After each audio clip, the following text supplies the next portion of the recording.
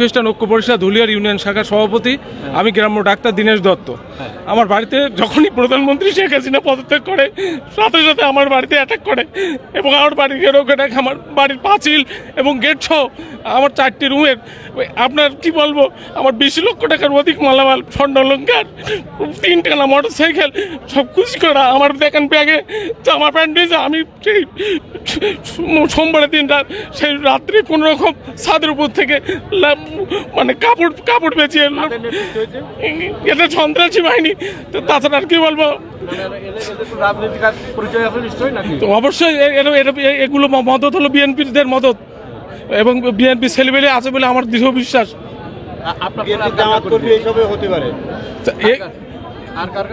আমার বাড়ির পাশে আমার ভাগ্নে চন্দন সেন, সে নিরীহ মানুষ এবং তার বাড়িতে যেহেতু মন্দির সংলগ্ন, আমার বাড়িতে মন্দির আছে, সে মন্দির ভাঙচুর সহ আরও আমার জিনিসপত্র, মানে আমার বাড়ির পায়খানা ঘর পর্যন্ত ভাঙচুর করেছে। দরজা জানালা আসবাবপত্র এসি ফ্রিজ কিছুই নেই।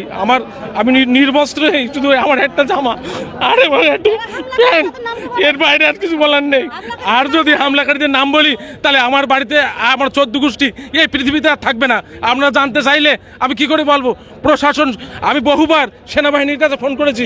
আমি বাংলাদেশ হিন্দু বৌদ্ধ খ্রিস্টান ঐক্য পরিষদের সভাপতি নিত্যানন্দ নন্দা অহরহ আমার বাড়ি ভাঙচুর করে, আমার জায়গা পর্যন্ত, আমার ঘর পর্যন্ত পৌঁছাতে, আমার লকার ভাঙা পর্যন্ত পৌঁছাতে 2 থেকে 3 ঘন্টা সময় লাগে, কিন্তু নীরব, প্রশাসন নেই। আমাদের এলাকা আতঙ্ক, হিন্দু সম্প্রদায়ের লোক অত্যন্ত ভীতু সন্ত্রস্ত হয়ে আমরা এখন কি করব, কি অবস্থায় আমরা আছি। আপনারা মিডিয়ার লোক, প্রশাসন, আপনারা এর বিচার করেন। আর মহান সৃষ্টিকর্তার কাছে এর বিচার রেখে গেলাম। ঘোষপাড়ায় পাটকেলকাটা থানা, খলিশকালী ইউনিয়ন। 5ই আগস্ট যখন শেখ হাসিনা পদত্যাগ করে, তারপরে আমার দোকানে সন্ধ্যার পরপরই একদল দুষ্কৃতী বিএমপির নামধারী সন্ত্রাসীরা আমার দোকানের মালামাল সব লুট করে নিয়ে যায়। এটা হয়েছিল আপনার মশিয়ার, বাবুল, ইদ্রিস এদের নেতৃত্বে এরাই, এবং বিএমপির এরা প্রকাশ্যে বিএমপির দুষ্কৃতী এবং এরা বিএমপি করে।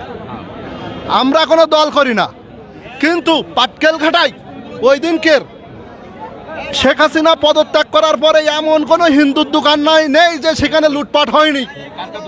রিনা টেলিকম, আপনার বিশ্বজিৎ সাধু, যিনি আমাদের হিন্দু বৌদ্ধ ঐক্য খ্রিস্টান পরিষদের দায়িত্বে আছেন, কেশব সাধু, তারপরে বিধান কাশ্যপী, তাপস কাশ্যপী, অসীম সাধু, এমন কোনো হিন্দুর দোকান নাই যে সেখানে অত্যাচার লুটপাট হয়নি।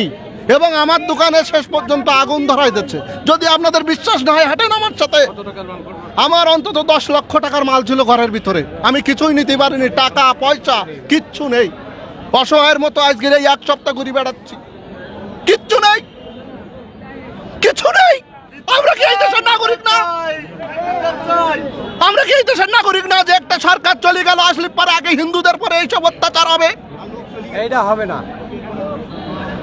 5 তারিখে যেদিন প্রধানমন্ত্রী পদত্যাগ করে চলে যায়, ওই দিন বিকাল থেকে শুরু হয় পাটকেলঘাটা বাজারের ম্যাক্সিমাম হিন্দু দোকানগুলা, যাদের এত পরিমাণ লুটপাট, এবং আমার দোকান বিশেষ করে অগ্নিসংযোগ করে আমার দীর্ঘদিনের কাগজপত্র, দলিলপত্র, চেক বই, মোটরসাইকেল সহ সব পুড়িয়ে জ্বালিয়ে দেয়।